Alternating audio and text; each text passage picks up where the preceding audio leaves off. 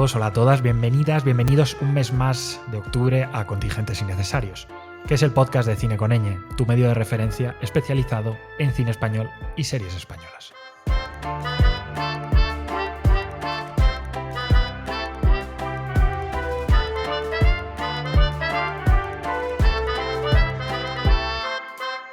Hoy en nuestro repaso a la historia del cine español nos paramos en una de esas películas inabarcables y una de las más celebradas de todos los tiempos.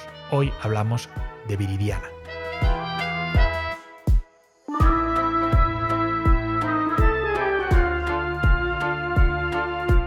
Contingentes Innecesarios, un podcast de Cine con Ñ, con Arturo Tena y José Antonio Cano.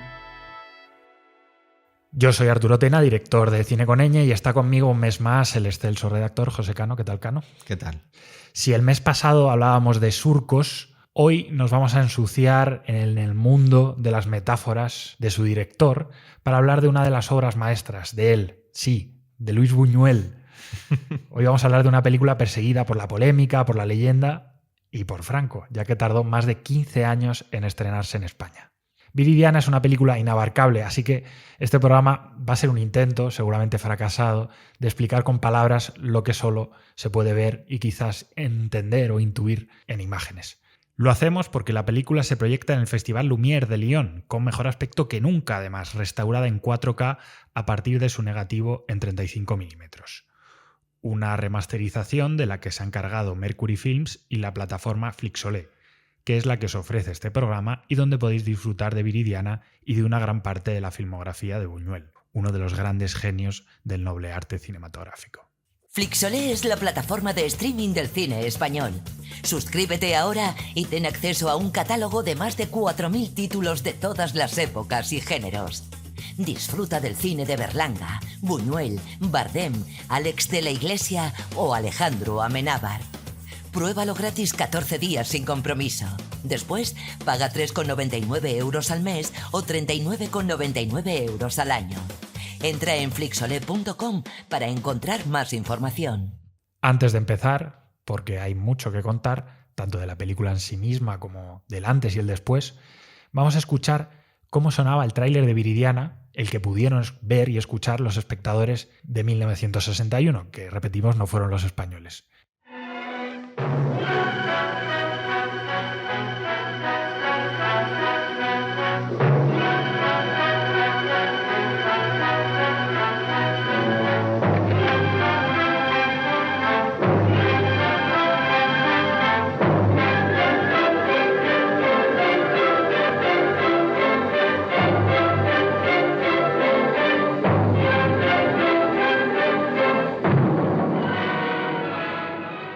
Viridiana es una de las películas así considerada como de las mejores de todos los tiempos. Ganó la Palma de Oro en Cannes y además es una película que en 2024 tampoco deja de estar de actualidad. Y sí, además no solo porque ahora vuelva restaurada, que es lo que nos da la percha, digamos, para este programa, sino porque, por ejemplo, pues en el Festival de Venecia se acaba de estrenar un documental que también se verá en la Seminci, que es Constelación Portabella, de Claudio Zulián, dedicado a la figura de Pere Portabella, que, bueno, en los créditos de Viridiana lo vais a ver como Pedro Portabella, por cosas de 1961, pero fue el productor español de la película. Pero aún diría más, hace muy poco hemos visto en versión pequeña y un poco ridícula, más en las redes que en la vida real, una polémica que es una especie de parodia que es la que rodeó a Viridiana a cuenta de la última cena de Leonardo da Vinci, ¿no? De la que Buñuel aquí se burla abiertamente, pero de la que no se burló la inauguración de los Juegos Olímpicos en París, ¿no? Pues la referencia, por lo visto, era otro cuadro. Yo tampoco conocía el otro cuadro, pero bueno, me imagino que os sabéis toda la historia. Quiero pensar que al director Maño, a Luis Buñuel, que además conocí yo en Francia, le habría hecho mucha gracia todo esto, pero más gracia le hizo en su momento que el Observatorio Romano, el diario del Vaticano, llegó a pedir su excomunión. Las referencias que tenemos en la actualidad a Viridiana son muchas, ¿no? Hay ciclos en Operación Viridiana, bueno, se han presentado proyectos alrededor de cómo se estrenó la película en el Festival de Cannes y bueno, además fue premiada, ¿no? en Francia, en Cannes, que es el gran premio a una película española hasta hace bien poquito que Pedro Almodóvar ha ganado el León de Oro en Venecia en su Eurocopa por La habitación de al lado. Pero bueno, la película se estrenó, digamos, en Francia tras salir de España la copia de una forma clandestina, ¿no? Se estrenó al final del festival. Bueno, todo lo que rodea su estreno en Cannes es muy interesante y lo podéis leer seguro. Pero bueno, lo importante es que es una película que tiene un estreno accidentado, por resumirlo en pocas palabras, y como era de prever, chocando con la censura franquista, y además significaba el regreso de Buñuel a España tras casi 30 años de exilio. Esto es muy relevante tanto en el tipo de historia que él va a querer contar en la película, que digamos está en consonancia con su discurso autoral de ese momento que estaba llevando en México, como en la forma que elegirá. Pero también está en la manera en la que esta será recibida finalmente cuando se estrene, porque logra que le dejen rodar una película en España muy crítica con el propio franquismo en 1961. Pero digamos que aunque lo entierre debajo de mucho simbolismo, la policía española al final tonta tampoco era, ¿no? Sí, a ver, Gustavo Alatriste es el productor mexicano de Luis Buñuel, el de prácticamente toda su etapa mexicana, llena de grandísimas películas, y él le propone producir la película en España para aprovechar las ayudas franquistas al cine de la época, ¿vale? Porque no, Buñuel en taquilla, sin dejar de ir mal, nunca fue bien del todo, así que están pasando por un momento complicado económicamente. El régimen está en pleno aperturismo, el desarrollismo está deseando tener un golpe propagandístico como sería tener a Buñuel. Buñuel le dice que sí. Y de hecho, él pide producir específicamente con Pere Portabella, que viene de estrenar Los Golfos de Carlos Saura o El Cochecito de Marco Ferreri. Ahí se ve que Buñuel seguía muy en contacto con el mundo cinematográfico en España, muy pendiente de todo lo que se hacía. Y de hecho, el trabajo de Saura ya tiene que ver mucho con el suyo, ¿no? Entonces, Films 59, que es la productora de Portabella, y Uninci, digamos, que participan a nivel nominal, ¿no? Hacen un jibiri aquí, un truqui, y el único financiador privado realmente es Alatriste, solo que ponen los otros el nombre y hacen el service, que diríamos ahora, ¿no? La producción física, digamos, como un truco para conseguir la mentada ayuda pública y sacar la película adelante. O sea, empezamos ya con un fraude de subvenciones sin llegar a la blasfemia, ¿no? Bueno, pero era un fraude de subvenciones a Franco. Sí, en general es casi todo reírse de Franco en su cara, ¿no? Todo lo que tiene que ver con la película. Seguimos repasando lo que son los datos generales de Viridiana. Oficialmente, Viridiana es una adaptación de Alma, con H inicial, que es una novela de Benito Pérez Galdós, que era a continuación de Nazarín.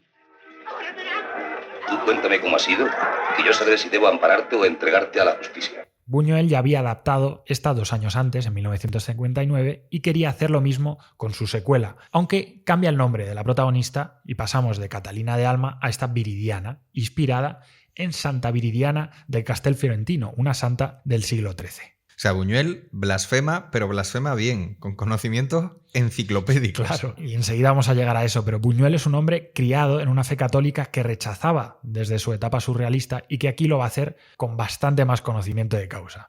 Es interesante porque es la segunda de las adaptaciones, de las 3 adaptaciones que hará de Galdós, un escritor al que Buñuel admiraba abiertamente. Nazarín y Alma son 2 de las consideradas novelas espiritualistas, mientras que Tristana, película que Buñuel rodó en 1970 y lo hizo también en España, ya tiene otro tono diferente, menos desafiante, pero aún así subvertiendo algunos valores del original. Sí, precisamente Tristana era un proyecto que Buñuel rumió durante más de una década y fue el primer papel para el que consideró a Silvia Pinal. Luego la película en Tristana lo hará Catherine Deneuve, pero bueno, Silvia Pinal es la actriz que va a ser Viridiana y que era la mujer de Gustavo Alatriste. De hecho, aquí, bueno, entre las muchas leyendas de la película que no nos da el documental, ellos tuvieron una hija que también fue actriz y que se llamó Viridiana Alatriste, que puede ser el nombre más guay de la historia de la humanidad, ¿no? Luego, esta mujer murió joven, tuvo una vida un poco trágica y, bueno, es eso, las maldiciones de Viridiana, ¿no? A Pinal, que es la protagonista, digamos, la acompaña Fernando Rey, como Don Jaime, su tío, que es un viejo hidalgo español, y Paco Rabanne como Jorge, su primo, hijo ilegítimo de Don Jaime. En el reparto pues también está Margarita Lozano como Ramona, como la criada de Don Jaime, José Calvo interpreta al mendigo ciego, Lola Gaos es Enedina, ¿no? Sí, por cierto, que volviendo a la influencia que tiene todavía la película hoy, hace poco los premios de la Academia del Cine Valenciano se han renombrado como premios Lola Gaos. No solo por esta película, pero entre otras cosas por esta película. Sí, es que parece que donde vayamos Viridiana está ahí, de una forma u otra, ¿no? Yo te lo decía antes de empezar a grabar, me da la impresión de que llevo 4 años que en algún momento siempre he estado escribiendo algo que tenía que ver con Viridiana. No sé si tendríamos que explicar, si es posible esto, de qué va, cuál es el argumento de Viridiana. Venga, vamos a intentarlo. Por si alguien no lo sabe, y advirtiendo de que, bueno, que es una película con más de 60 años y cuyo final es de los más famosos de la historia del cine, no se pueden hacer spoilers, digamos, es un poco absurdo, ¿no?, decirlo. Así que vamos a ello. Viridiana Silvia Pinal es una joven que está a punto de profesar los votos como monja y a la que su tío, al que no conoce apenas, pero que ha pagado su educación, le pide que pase unos días con él. Allí se encuentra con que el plan de este hombre es que se case con él para intentar revivir a través de ella el amor que sentía por su tía, que era exactamente igual, idéntica a Viridiana. Viridiana se niega porque su intención es ser monja, volver al convento, y entre tanto sospechamos de una pasión de este don Jaime, de Fernando Rey, que roza la necrofilia, ¿no? Es complicado trasladar Viridiana a un podcast, en general es difícil con todas las películas que traemos, pero con esta más, porque la potencia está en sus secuencias mudas casi siempre, ¿no? O incluso en las que no son mudas, sin la imagen no tienen mucho sentido, esas imágenes simbólicas que siempre propone Buñuel.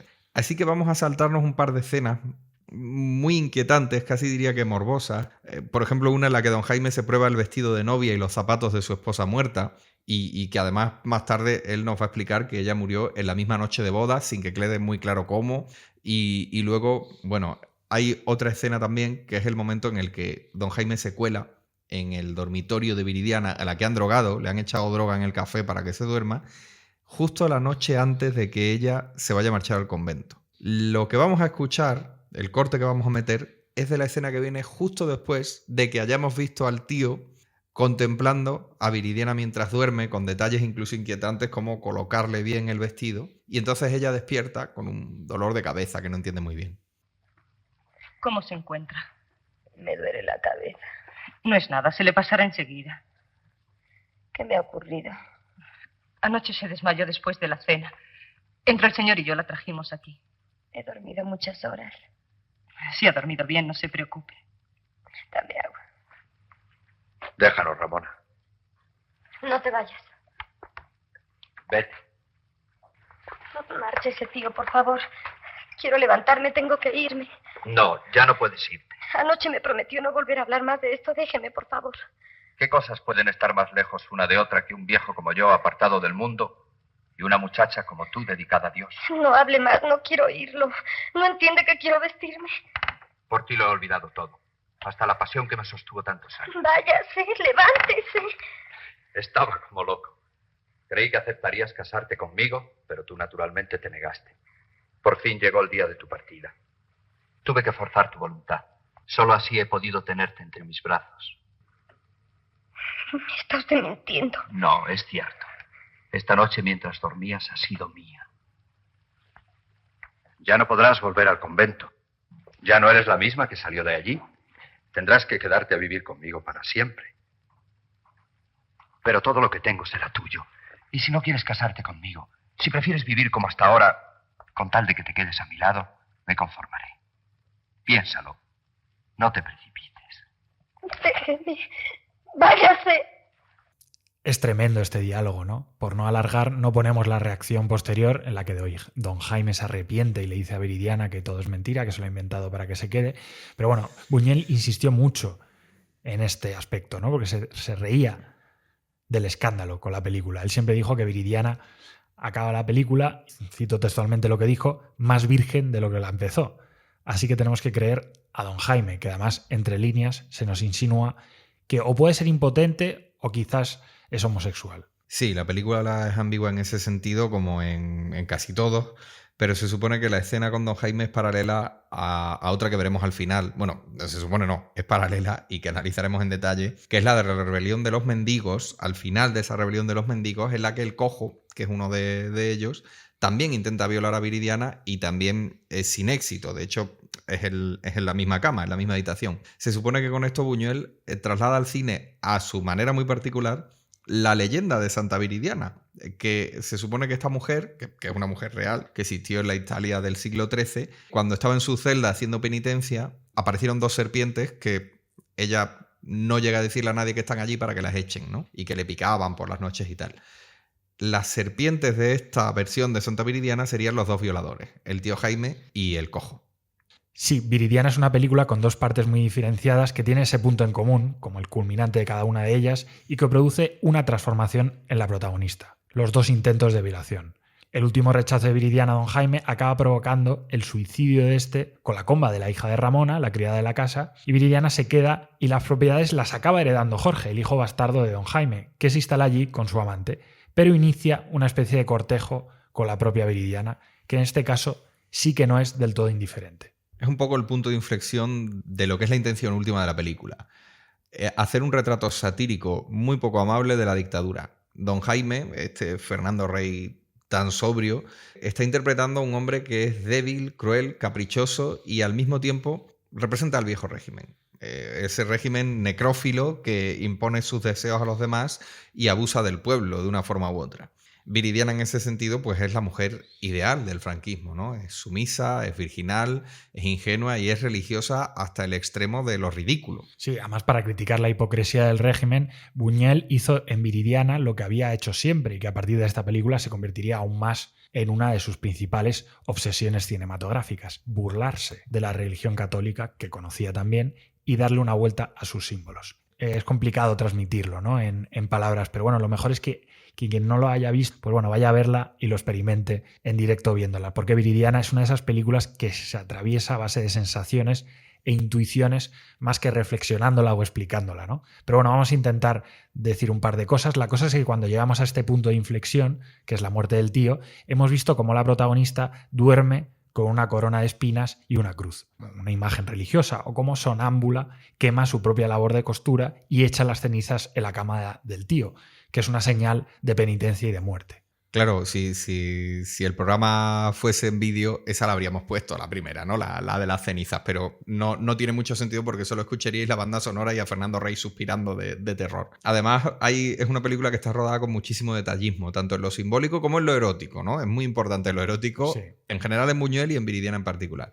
Hay páginas y páginas impresas y páginas en internet. De hecho, en las procelosas aguas de internet encontraréis interpretaciones muy locas.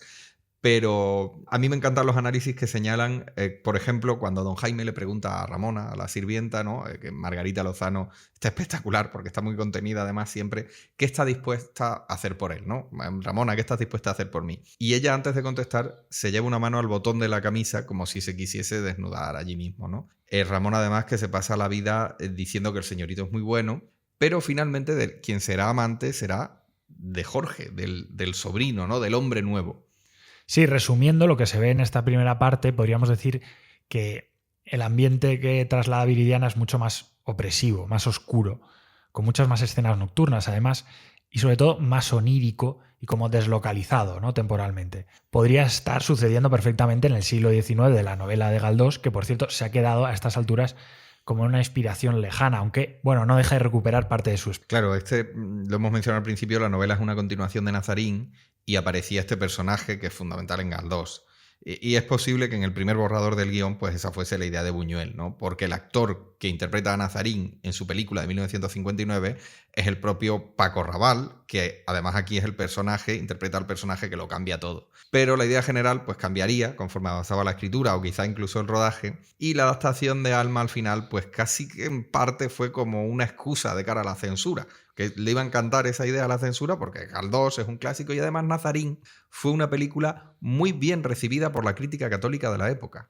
Sí, como decía, está ahí esa atemporalidad, ese señalar una imagen idealizada y apolillada del pasado que ya se ha vuelto grotesca hasta convertirse en necrófila, ¿no? Como decíamos antes también. La vemos en que en la casa ni siquiera hay luz eléctrica cuando muere don Jaime, vemos velas, ¿no?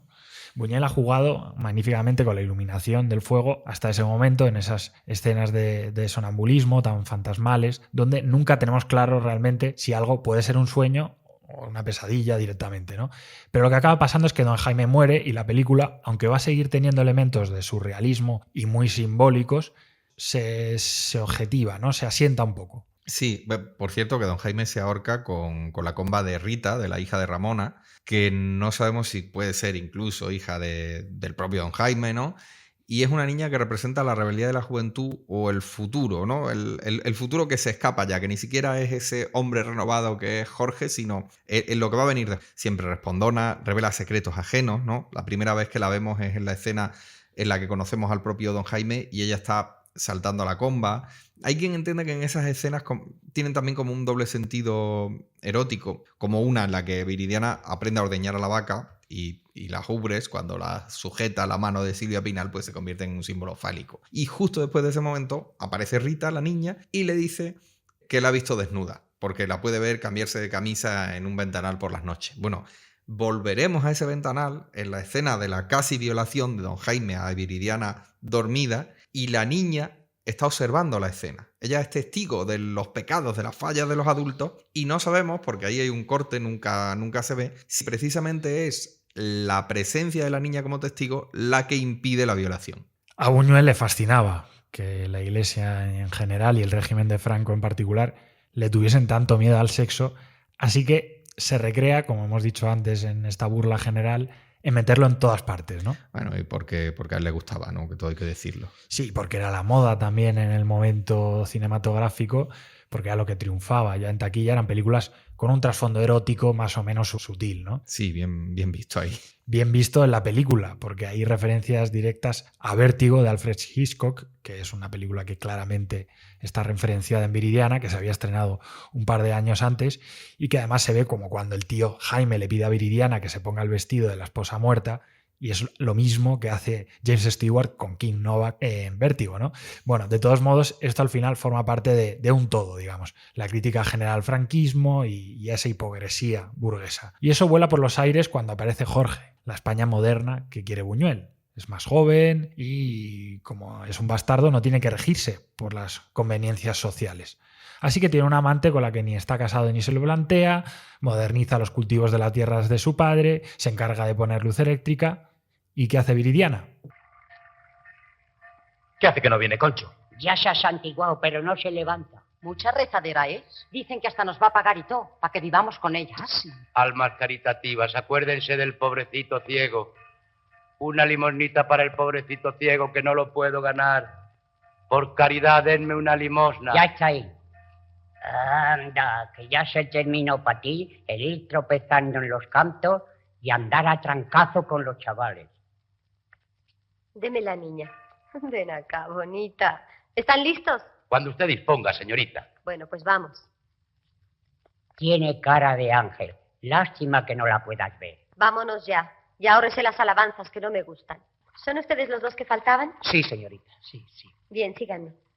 Es una escena grotesca, ¿no? Es casi un grabado de Goya y con un gran ojo para el casting, ¿no? Viridiana recoge a todos los mendigos del pueblo, el ciego, el cojo, uno al que llaman el leproso, y les da cobijo y trabajo en la casa. Incluso pone a Ramona en un primer momento ahí a cocinar para ellos. Ya no quiere ser monja, porque de alguna forma u otra ya no se siente digna, en parte por lo sucedido con Don Jaime, en parte porque clarísimamente a Viridiana le atrae su primo, ¿no? Este personaje de Jorge. Pero aún así, ella sigue queriendo cumplir con sus principios católicos, que también conoce, y lo hace de forma literal, mediante la caridad, ¿no? Sí, vamos a recordar que en este 1961 histórico para el cine español se estrena también Plácido, de Luis García Berlanga, que es una comedia negra para retratar la misma hipocresía que esta trama en concreto de Viridiana, solo que un poco más amable con los pobres que Buñuel, que al final se está rehaciendo mucho más a esos olvidados que había recogido en los años 30 en Las Urdes, Tierra sin pan, que a los que hace referencia Berlanga, ¿no? Era más señorito Buñuel también, ¿no?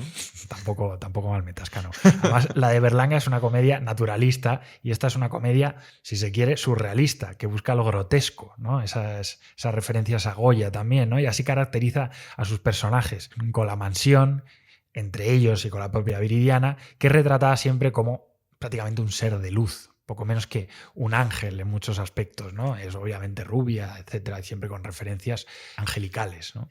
Sí, al principio de la película, por ejemplo, Ramona se da cuenta de que el camisón que usa ella es como muy vasto, es como de un material, no esparto, pero poco más o menos, y dice que es una pena porque le va a raspar esa piel tan fina, por cierto. Bueno, sí. Guárdate esto. Buñuel era muy crítico con la misma idea de la caridad cristiana. Le parecía una actitud hipócrita, que no atacaba los cimientos de la desigualdad, pero es que además creía que no servía para nada. Eso se muestra de forma muy cruel en Viridiana. Vemos que Jorge le concede una cabaña para que vivan los mendigos y permite que vivan en sus terrenos y les den de comer. Pero también que ellos tienen una actitud con Viridiana y otra cuando no está delante. Fingen ser buenos pobres, humildes y respetuosos para aprovecharse de ella, pero luego no dejan de ser humanos bastante miserables en más de un sentido y que la desprecian tanto a ella como a todos los burgueses. Bueno, hay una escena muy ilustrativa que es la del mendigo que dice que él no se queda porque no soporta que le digan que se porte bien, ¿no? Igual el único diálogo de comedia directa evidente en toda la película. ¿Qué pasa, Moncho? El piojoso que quiere pelea. Piojosa la cabra que te crió. No hable usted así. Hablo como me da la gana, que ya me canso de tanta beatería. Para que aprendas a ser educado. Ciego de mierda, ahora verás. ¡Basta, basta! Usted no sea tan reñidor. Váyase para adentro. Moncho, lléveselos. Déjala. Usted quédese. ¿Quiere decirme qué mal le hice para que me insulte? Pues que ya está uno harto, Ea. Pues si quiere quedarse tendrá que soportar cierta disciplina. Eso y tener más humildad con todos. Para eso es mejor que me vaya. ¿Pero me va a dar limosna?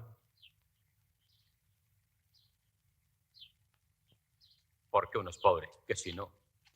¿Dirías que existe una crítica de clase en Viridiana, Cano? Hombre, yo diría que sí, ¿no? No le voy a enmendar la plana a Buñuel. Es muy evidente esa crítica de clase, pero muy pesimista, muy desencantada. Jorge y Viridiana son más o menos personajes positivos porque no son hipócritas, que es lo que más valora Buñuel, ¿no? Pero la película no perdona a nadie. Los burgueses son corruptos, son ingenuos, son chulescos o todo a la vez, como el propio Don Jaime.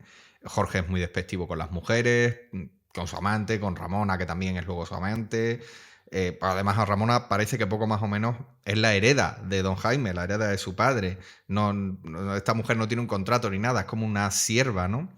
Pero no es una película revolucionaria. Aunque tenga ese componente tan crítico y tan cruel incluso, no hay atisbo de revolución, aunque Buñuel es verdad que fue comunista en su juventud, pero como muchos intelectuales de su generación. Para 1961 él está bastante desencantado con todo. Vamos a escuchar un poco más a esos pobres de la película. No me gusta estar quieta tanto rato. Se me hace que te has de mover muy bien tú. Parece calabaza. No le haga caso, que está muy bien. Pues para la Virgen no quiero que me pongas, ¿eh? Tú eres buena pancamá. Para la Virgen le tengo que pedir a la señorita que se ponga. ¿Yo? Así la Virgen estará muy guapa. Es un ratito nada más. Este retablo es para la que se curó de tercianas. La Virgen de los Desamparados le hizo este favor. Muy devoto parece de la Virgen. Yo no soy beato, pero uno tiene sus creencias. Además, con tanta miseria y esta calamidad, si uno no tuviera fe... Aquí tenemos a esa corte de los milagros que reúne la protagonista, poniéndole buena cara, pero teniendo por debajo esa miseria a la que lleva básicamente la pobreza, ¿no? Sabemos que maltratan al que llaman el leproso, que la desprecian a ella o desprecian al propio don Jorge.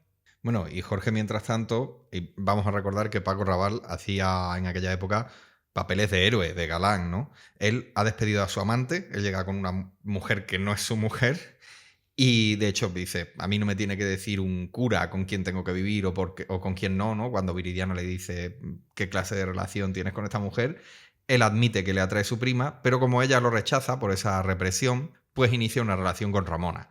De hecho, cuando aparece Jorge, a él la muerte de su padre no le afecta, pero por otra parte dice, bueno, pues es natural que este hombre se olvidase que tenía un hijo con un amante por ahí, ¿no? O sea, tenemos un personaje que es vitalista, pero con la ética justa, no es ningún modelo a seguir, es solo un tipo más práctico y con menos prejuicios que el padre, digamos. Sí, al menos no es hipócrita, ¿no? Que es lo que pensamos que más valora Buñuel. Al contrario que los propios mendigos o que don Jaime, Jorge ni finge devoción ni usa la religión a conveniencia. Ese desprecio a la moral católica está en la doble cara de los mendigos. Por un lado, finge ser católicos ante los demás para que les den de comer, pero por el otro, entre ellos, no hay caridad que valga. Mantienen relaciones sexuales de todo tipo, roban, matan o violan sin ningún tipo de problema.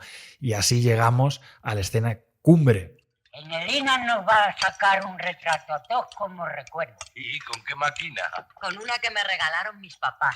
Con él se ha hecho la Yo te empujaron. Si no os estáis quietos, no os retrato. Y cuando yo diga alto, que nadie se mueva. Vamos, a prisa. Además, yo ese sombrero no vamos, tu refugio, recógete esa greña, mujer, que no se te ve la cara. Adivina, adivinanza. ¿Cuál es la de que pone la granja? ¡La gallina! ¡Vamos, todos quietos! Tú no te muevas.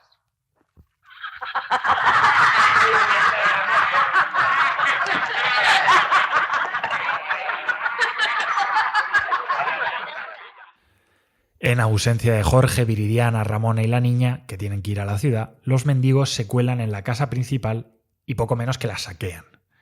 Enendina, que ha sido cocinera, prepara un banquete y ellos mientras tanto se dedican a todas las barbaridades posibles e imaginables. Uno se viste con la ropa de la esposa muerta de don Jaime, otro rompe la vajilla... Bueno, en fin.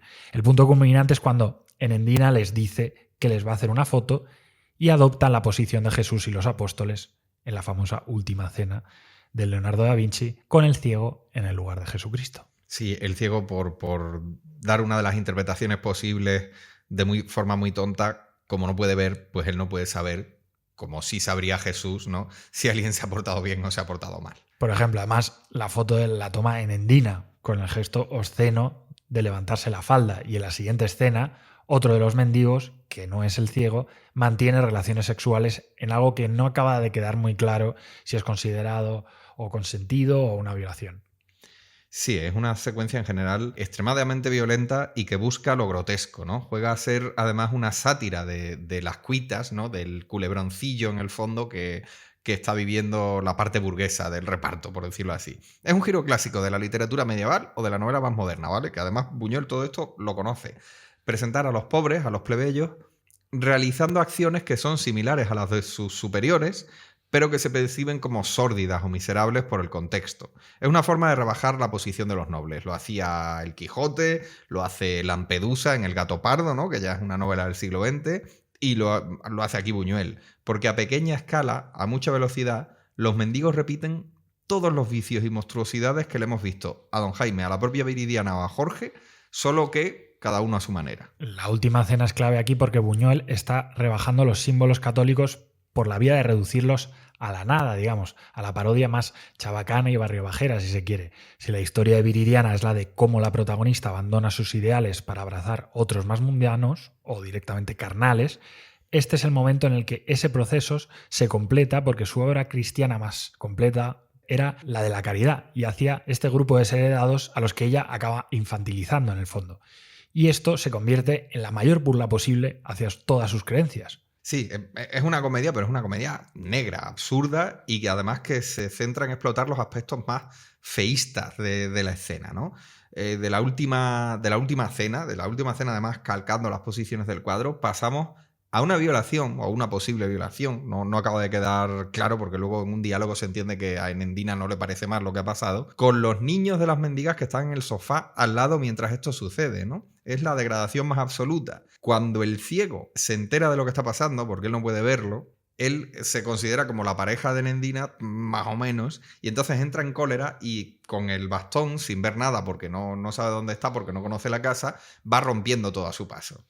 Sí, fíjate que aquí hemos pasado de una estética solemne, atemporal o anacrónica, incluso en la parte de don Jaime, donde se retratan esos referentes históricos que le encantaban al franquismo, como si estuviesen muy apolillados, pasamos a una parte mucho más barroca que se mezcla con lo más exagerado de la novela picaresca, ¿no?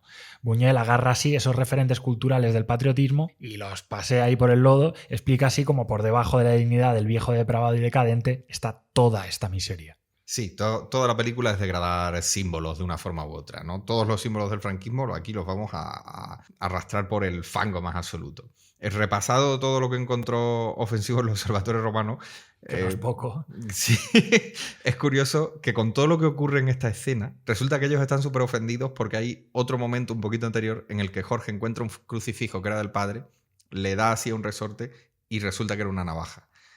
Se supone que eso es como lo que a ellos les parece la blasfemia más irrespetuosa, cuando aquí, en esta secuencia de los mendigos, es que no se dejan nada. O sea, lo de cuando matan la paloma, claramente es la paloma de la paz, pero es el Espíritu Santo. O sea, es una bacanal absoluta. Sí, hay de todo. O sea, la bacanal se degrada hasta la violencia. Es ahí cuando aparecen Jorge y Viridiana otra vez en escena, mientras algunos de los mendigos huyen y otros están entretenidos en destruir la casa directamente. Porque entre el cojo y el leproso reducen a Jorge y el cojo está a punto de violar a Viridiana, a pesar de que ella ha sido bondadosa con él, ¿no? En un reflejo un poco torpe, ¿no?, de la primera parte. Sí, digamos que ahí se cierra el círculo de las serpientes de Santa Viridiana y la fe de la protagonista es completamente destruida. La caridad cristiana de la religión oficial franquista no sirve para nada. Cuando se aplica como don Jaime es porque alguien se quiere aprovechar de la posición de poder que le otorga esa caridad. Y cuando se hace de la manera buenista o ingenua que lo ha intentado Viridiana, no solo no cambias nada, sino que se te vuelve en contra. Todo lo que ella creía no tiene sentido. Y así llegamos hasta la otra escena más conocida de la película. Viridiana. ¿Le ocurre algo? ¿Quería hablarme? ¿En qué puedo servirla?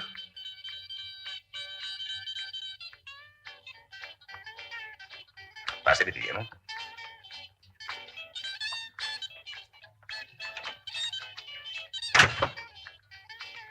Confieso que no esperaba su visita. Estábamos jugando a las cartas. No le extraña que me divierta a mi manera. Las noches aquí son largas y uno las mata como puede. Pero siéntese. No te vayas, Ramona. Ven aquí. La señorita es muy sencilla y no le importa que te quedes. ¿Verdad que no? ¿Sabe usted jugar a las cartas, primita? ¿No? Venga, siéntese. Estoy seguro que le va a gustar. Siéntate tú también, mujer. Anda, siéntate. De noche todos los gatos son pardos. ¿Le gusta esta clase de música, Viridiana? Es un disco de moda. ¿Corta usted? Ah, sí.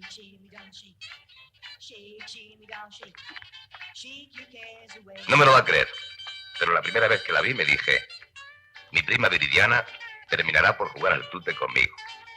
Lo habréis escuchado o leído 1000 veces, ¿no? Se supone que originalmente esta escena consistía en que Ramona estaba en la cama con Jorge, ya hemos visto que son amantes, y cuando llama a Viridiana a la puerta, él la echa para que no la vea. Entonces Viridiana entra en la habitación y se cierra la puerta a su espalda. De manera que entendemos que básicamente pues toma el relevo de Ramona y se convierte en la nueva amante de Jorge. Pero claro, la censura por lo que sea, pues no lo acaba de ver bien. Sí, así que tuvimos esta famosa partida de tute. No sabemos si porque Buñuel había visto un año antes el apartamento y esas famosas partidas de cartas de la película de Billy Wilder, pero aquí vemos un claro doble sentido en las palabras de Paco Larraval, ¿no? Además de que parecía claro que Viridiana los interrumpe cuando iban a tener relaciones sexuales. De nuevo está ese detallismo de Buñuel muy malicioso, porque Jorge le dice a ella que reparta, pero tenemos un plano de cómo las manos de él dirigen las suyas para que corte la baraja, mientras le dice que siempre pensó que iban a acabar jugando al tute. Sí, habría que revisar esa afirmación del propio Buñuel de que Viridiana acaba la película más virgen de lo que empezó, ¿no? Aunque la interpretación de Pinal siempre la representa en ese momento, no en esa secuencia, como poco menos que triste o resignada, ¿no? Así que tampoco parece que vaya a ser feliz. Sabemos que Jorge no tiene un historial de tratar muy bien a las mujeres. Es una de las lecturas posibles de la película, de las tantas que se han hecho. En cualquier caso, hemos visto a Rita, la niña, quemar la corona de espinas con la que dormía Viridiana en la primera parte, después de pincharse con ella y no entender su utilidad, ¿no? Rita o su comba simbolizan esa juventud y ese futuro que Buñuel confía en que sea un poco más libre, ¿no? Sería el toque de esperanza que tiene la película, de alguna manera muy buñueliana la esperanza, que siempre con un pozo de desencanto, y podemos decir que Viridiana tiene un final feliz. Sí. ¿Por qué no? A partir de ahí, pues las dificultades por sacar la copia de la película de España, ¿no? Aquí ya acaba Viridiana, empieza la leyenda de Viridiana. Tienen, y 16 años sin poder proyectarse en España. Se estrena en el resto del mundo en 1961, en España en 1977.